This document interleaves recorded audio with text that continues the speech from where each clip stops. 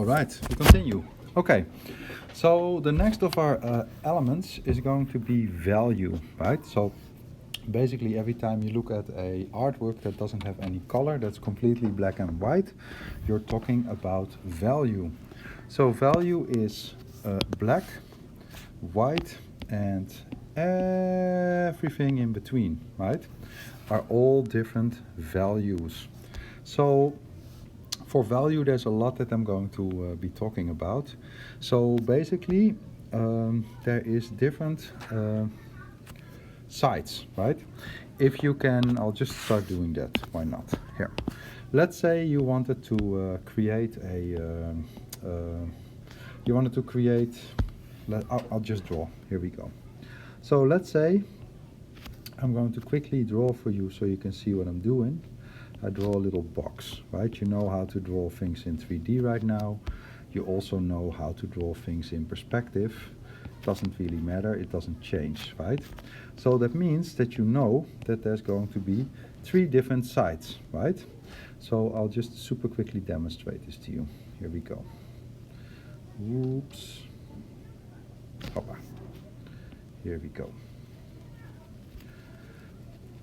So basically, what I'm doing right now is I'm blocking out a little bit the different values. See? Here we go. Make this one a little bit darker. This is going to be my cast shadow. I will name them. I'm drawing this so I can name them for you. Here we go. Look. That's going to be my cast shadow. This is going to be my midtone, and this is going to be my core shadow. Just super quickly going to show you how to do this because I can. Look. Okay, so what I'm trying to do here is I'm trying to give you different values. Ooh, this is looking a bit dark over here, so let's see. Oops, it's going to just take a little bit of time. Now anybody can do this. It's just a matter of investing a little bit of time in order to get it to work, right? Okay. So you can see this doesn't look all that good at the moment, right? So basically what I'm trying to show you is that there are different values. Now in this case I'm only using this one, this one, this one, and this one, right? And they all have their own individual names. The one on the left hand side is called the mid-tone. That's this side. Then this one, that's a little bit darker, is called the core shadow. And this one is called the highlight. And this one is called the cast shadow. Oops. Cast shadow. So those are different names for the different parts of something, right? Okay, so I'm going to drop this drawing here for a moment, and then I'm going to explain a little bit more. Now, if you want to create some value, for example, then you can do that with a pencil. So if you have pencils at your house or in your home, or you go to the ice store, you can buy different types of pencils.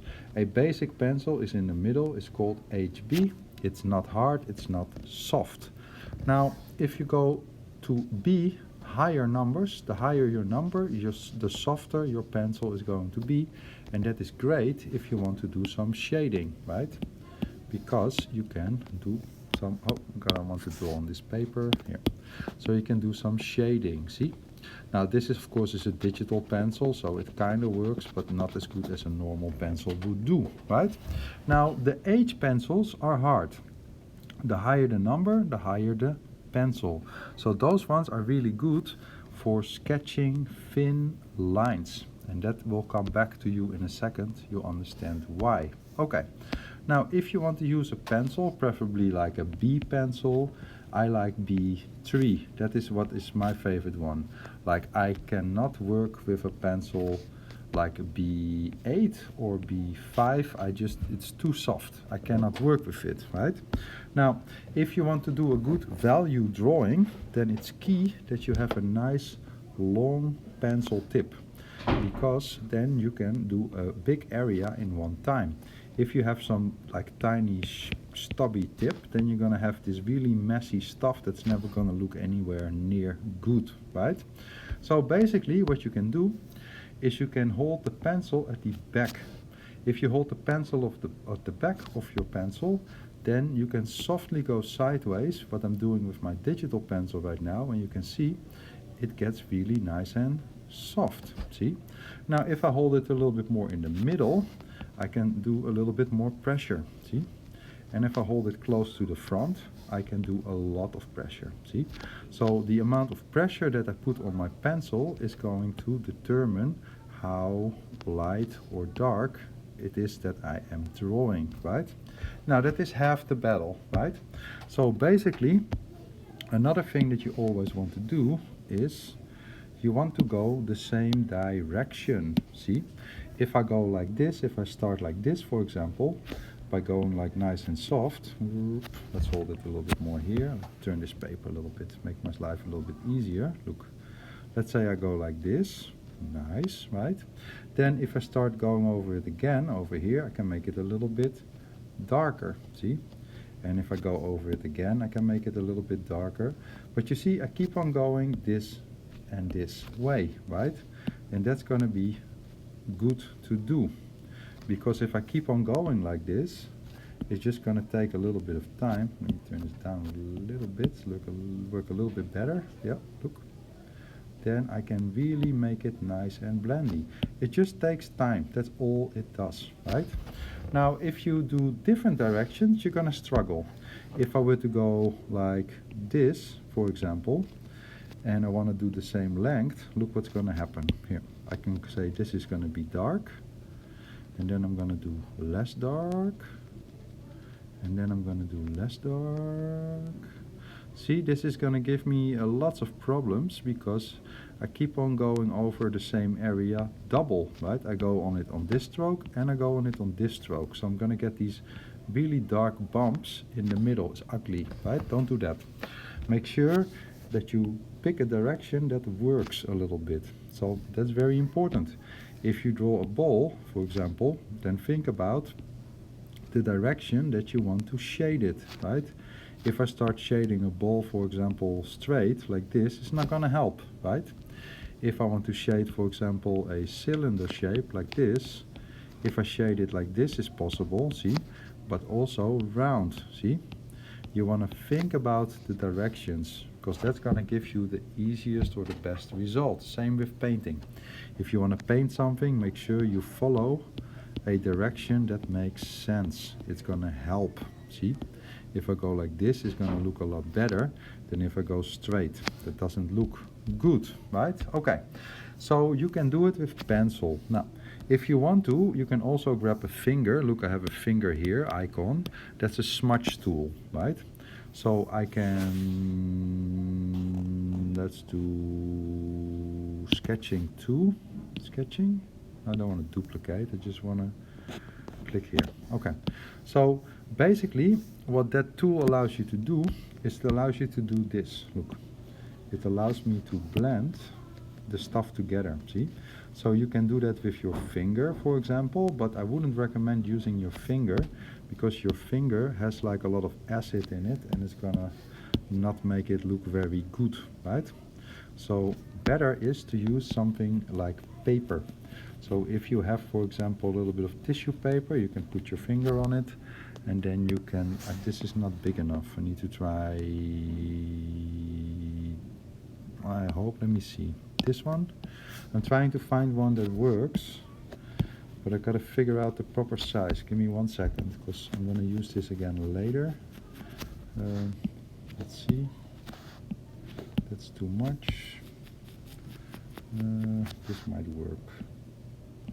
Trying to find a good setting. Okay, so I'm smudging.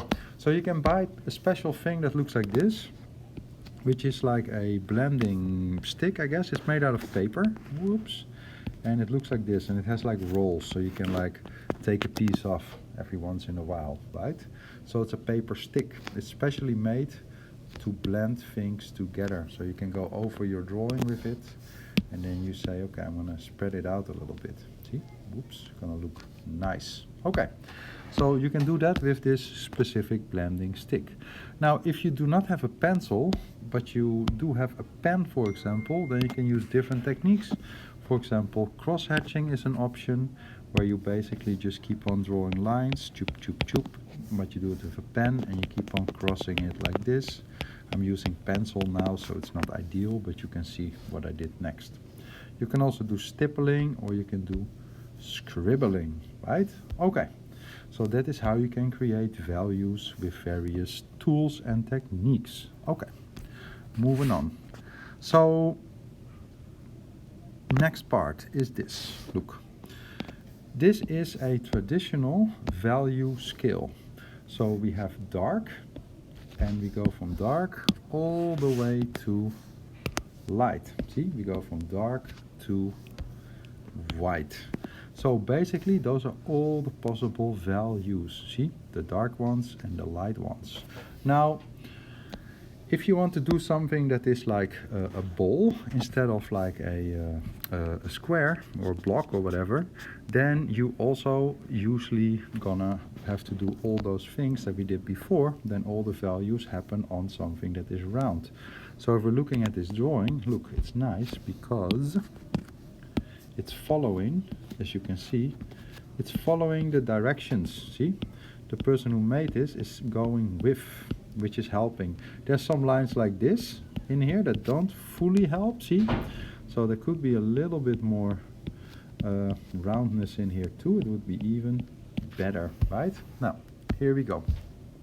So this is a value scale, the top one, but this is what actually happens, right? So when you draw something, you want to go from light, let's say light, all the way to here, and then it starts to get really dark. Now this point over here is called a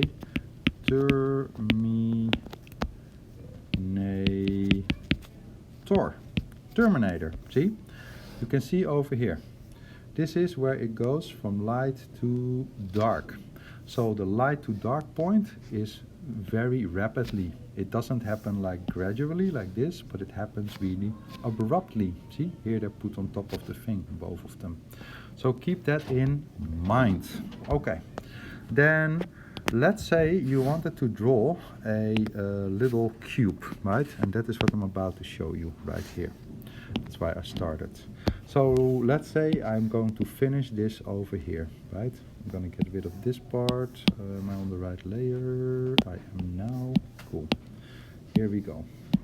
So the trick is patience and time, right? So I have now drawn sort of a quick little box, as you can see, and I could finish this. It's just going to take some time. So before I do that, I'm first going to show you how not to do it, and then I'm going to show you how to do it. So let's say I'm going to start, and I start like this. I try to draw the lines a little bit thin. That's very important. If you don't draw the lines thin, you can basically already give up. See, if I do this now, then what's the point in trying to do shading and values if you have these big black lines? It's never gonna look good, right? So don't do that. So make sure your lines, when you sketch, are nice and thin, because you do not want to see them in the end, right? So I'm trying to draw really nice and thin little box shape like this. Basically, I don't even need to draw the whole thing. I'm just marking where roughly things should be. Now, most people, they will start with doing this. Say, okay, well, I need to do a core shadow, right? Core shadow. Let me keep this back up. Make more sense. Core shadow is this one. Ooh, this one. Then this one was my mid-tone, right? Mid-tone. This one was my highlight. Highlight. Oops. And this one was my cast shadow. Cast shadow. Cool. Okay. So the core shadow needs to be dark. So some people will do this. Most people, when they begin, they say, okay, my cast shadow needs to be dark. And there they go. They go and color their cast shadow dark, like this. Cool. Success, right?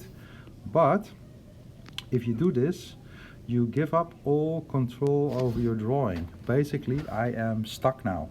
So that means if my core shadow is this dark, then probably this side, my mid-tone, is gonna have to be also really dark, see, like this. And then my lighter area needs to be dark. And then basically what's gonna happen, if I keep on going, I'll try and finish this a little bit, is I'm gonna end up with a drawing that just looks so extremely dark, you know. Everything is gonna be like dark and overworked. It's not gonna look very pretty, right? That I can tell you that from experience. It just looks really messy, right?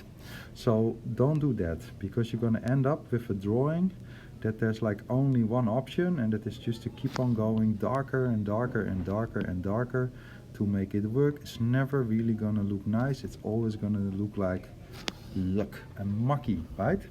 So instead of doing that, a better thing to start off is like this. Here we go. If you draw like a really thin sketch, same as the other one, like this for example, try and do the same thing. So instead of doing first the cast shadow, what I'm gonna do is I'm gonna do the mid-tone and the coarse shadow at the same time, once over. Look, I'm gonna go super soft like this, and I do both of those at the same time in one go. See? Now the reason why I do that is because now if I were to put in over here like a little bit of a cast shadow, here, look, oops, then it becomes a lot more easy for me to work, because now I can see multiple things happening at the same time. See? I now have like 3 different things. So then I can slowly start to work in a little bit more of my cast shadow, of my coarse shadow. See? So I can slowly start to keep on going here. Let me make this a little bit darker. Here. So then I can slowly keep on going, slowly keep on working on it. I can still make it just as dark as the other one if I wanted to, but this way I have a lot more control, right? So then this needs to go a little bit darker, see? Like this, and then it's starting to look a little bit, okay, see, like this, nice. Okay, now it's still not looking super good, right? Now the reason why this is not looking super good, I'm going to give you that right now.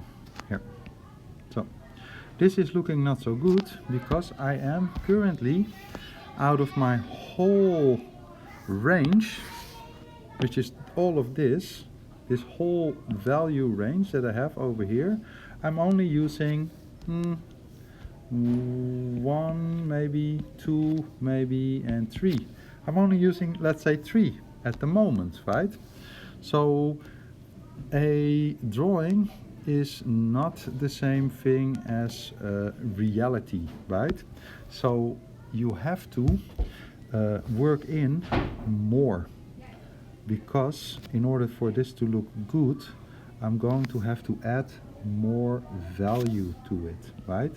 So example, if I want this back or this box to stand out a little bit, what I could do is I could introduce a nice dark value for the background, for example. See?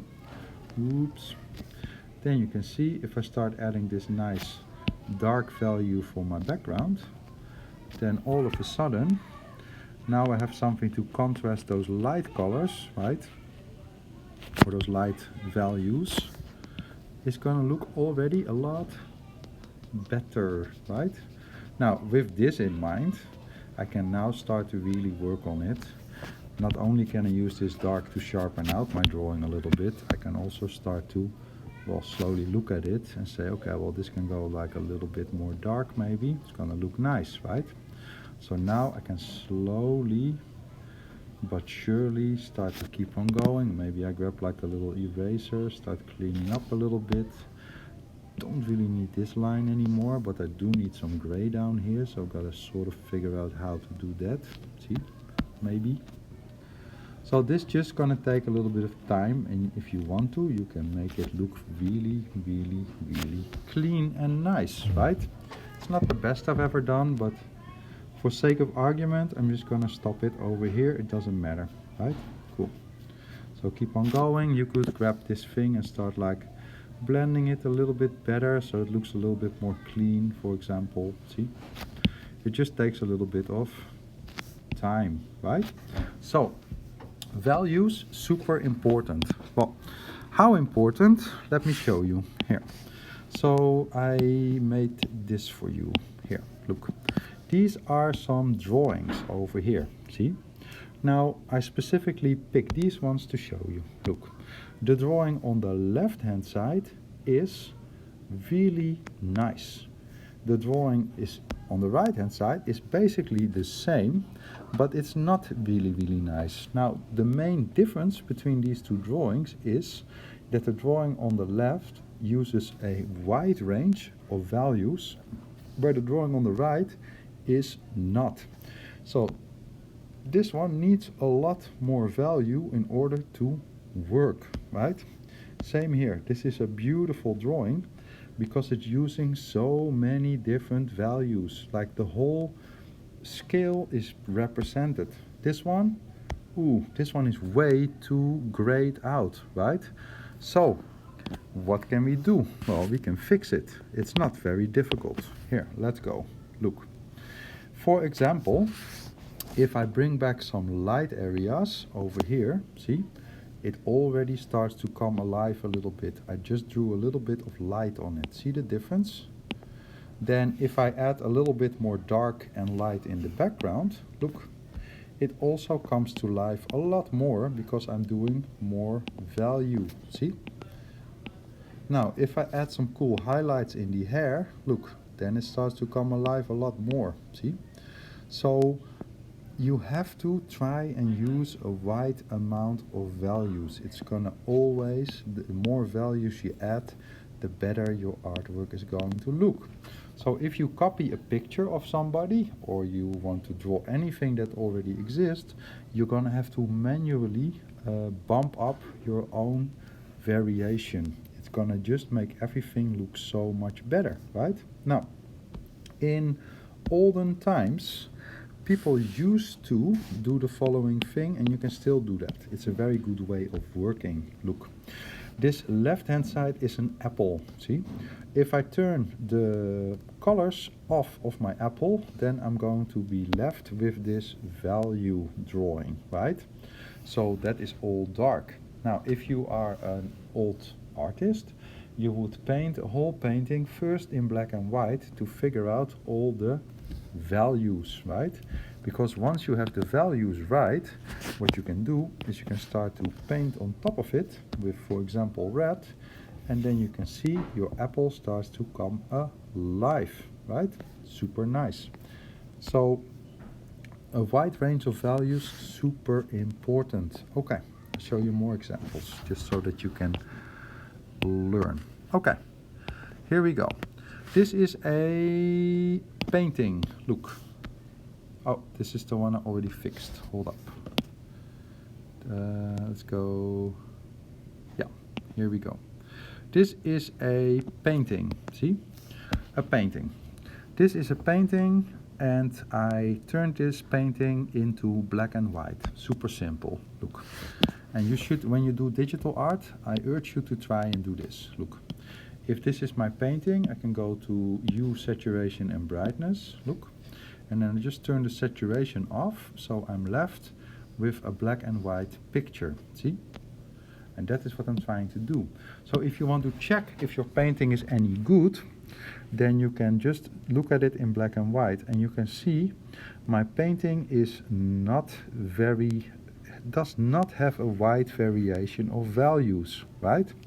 So if you want to fix that, you can do it.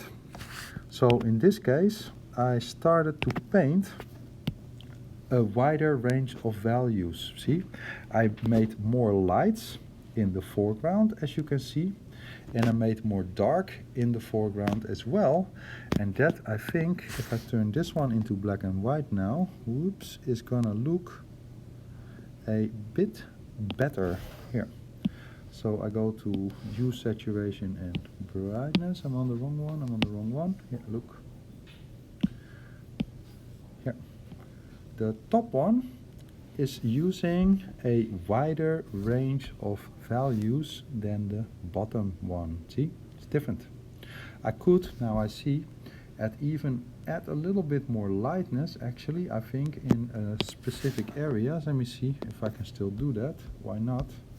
We're here now. Here, let's try and add some slightly lighter colors in here. Oops, maybe the sun is like shining in between. It's like a hole in here somewhere where it's like an opening, maybe in the clouds or something. Maybe a little bit more brighter over here. Oops. Maybe throw some more whites in the clouds maybe. Oop. It's not really the perfect thing, but whatever.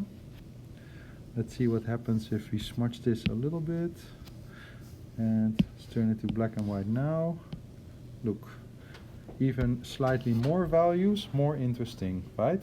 So you can always check your own painting or drawing by, as long as it's colored, by turning it into black and white to make it work. See?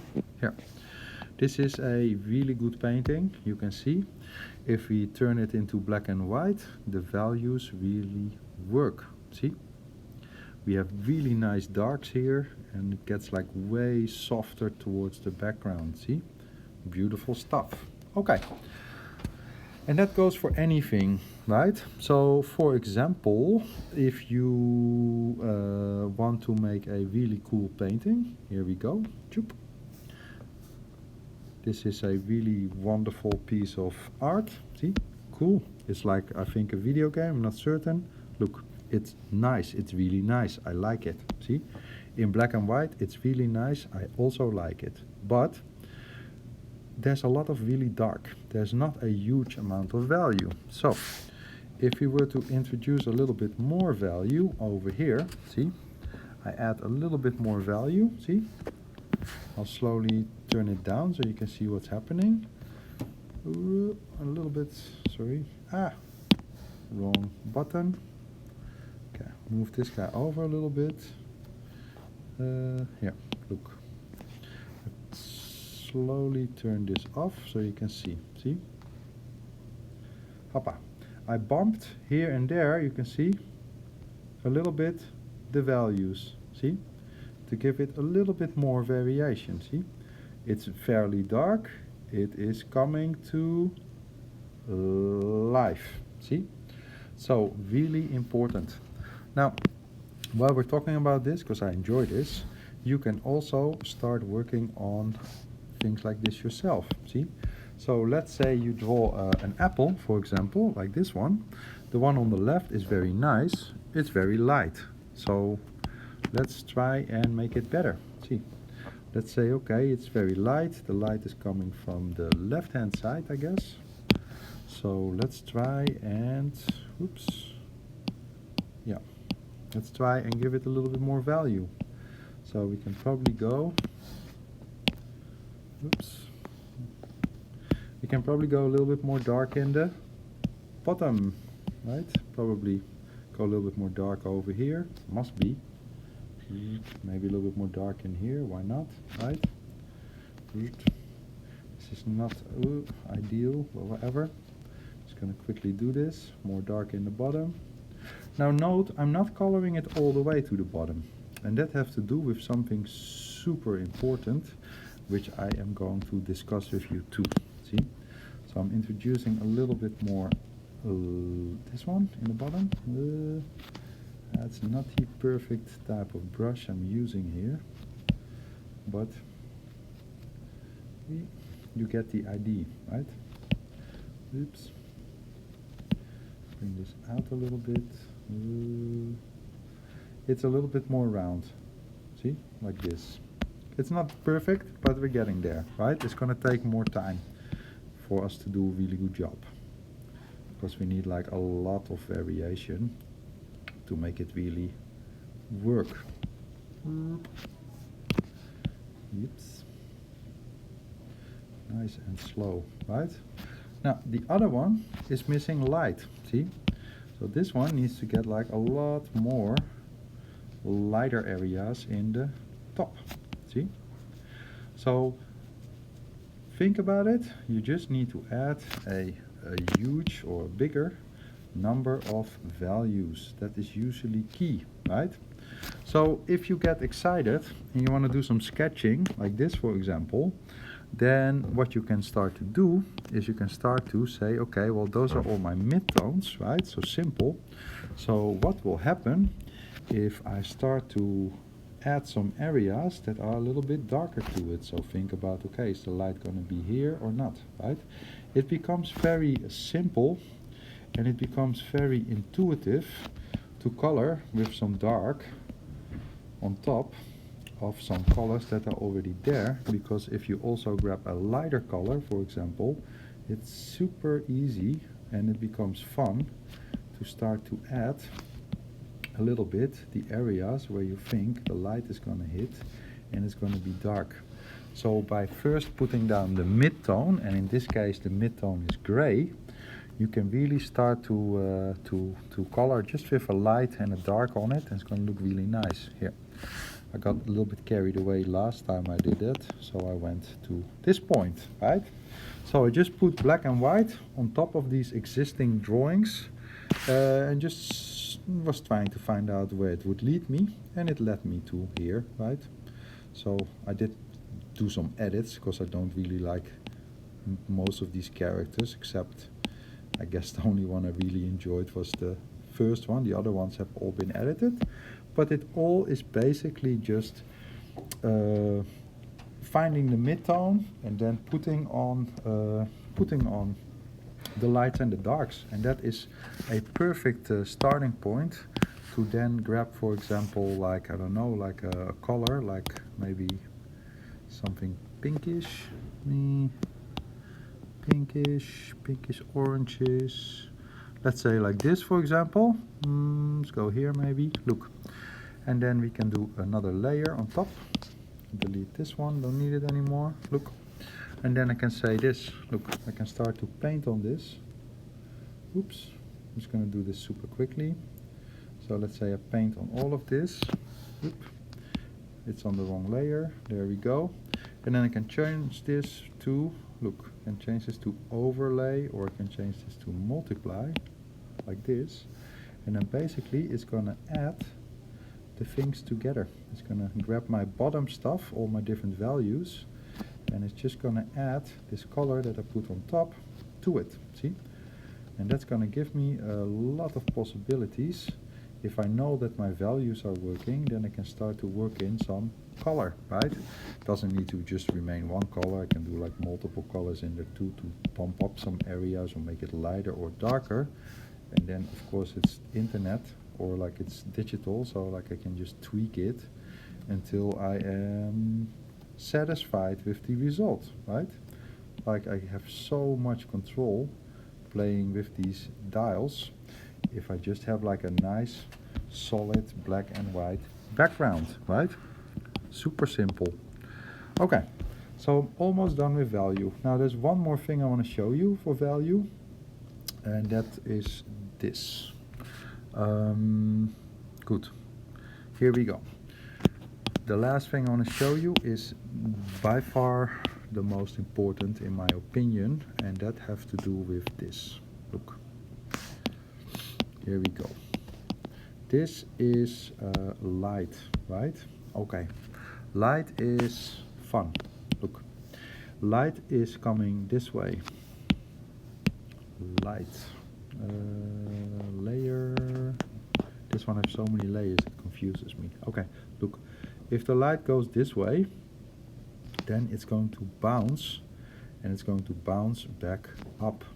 And if light bounces back up, it is so nice. That is called reflected. Oh, cannot read this. Reflected